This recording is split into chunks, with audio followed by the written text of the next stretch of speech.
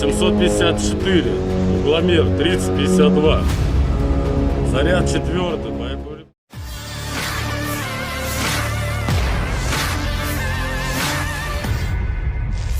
Kementerian Pertahanan Rusia baru-baru ini merilis sebuah video yang memperlihatkan kerja tempur awak Bortir 2 B-11 saat menghancurkan pos pengamatan musuh di tepi kanan Dnieper.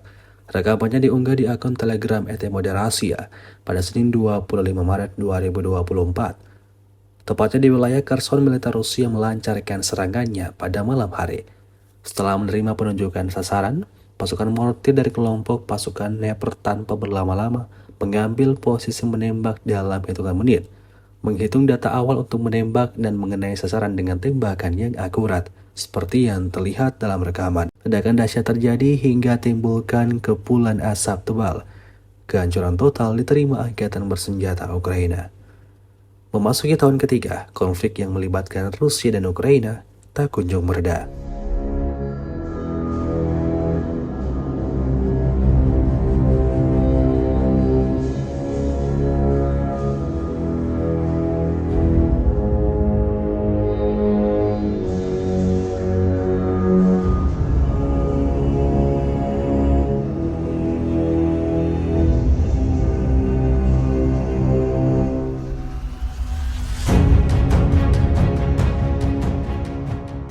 Download Tribun X sekarang, menghadirkan lokal menjadi Indonesia.